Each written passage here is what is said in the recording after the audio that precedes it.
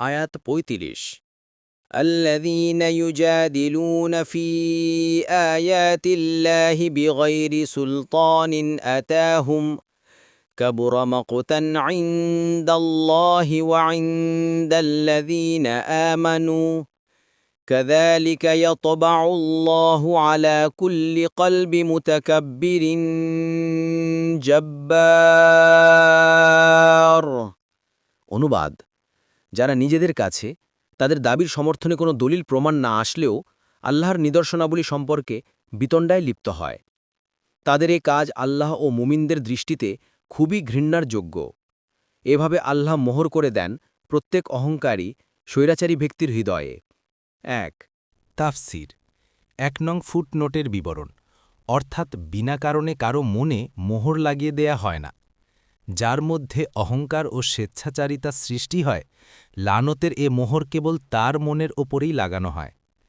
তাকাব্বুর অর্থ ব্যক্তির মিথ্যা অহংকার, যার কারণে ন্যায় ও সত্যের সামনে মাথা নত করাকে সে তার মর্যাদার চেয়ে নিচু কাজ বলে মনে করে। স্বেচ্ছাচারিতা অর্থ আল্লাহর সৃষ্টির ওপর জুলুম করা। এ জুলুমের অবাধ লাইসেন্স লাভের জন্য ব্যক্তি আল্লাহর শরিয়তের বাধ্যবাধকতা মেনে নেয়া থেকে দূরে থাকে।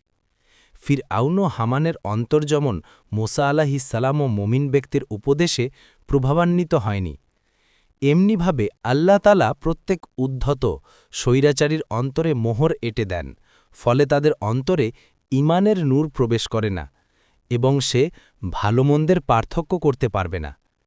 আয়াতে মুতাকাব্বির ও জাব্বার শব্দদ্বয়কে কলব এর বিশেষণ করা হয়েছে, কারণ সকল নৈতিকতা ও ক্রিয়াকর্মের উৎস হচ্ছে অন্তর। অন্তর থেকেই ভালো-মন্দ কর্ম জন্ম লাভ করে।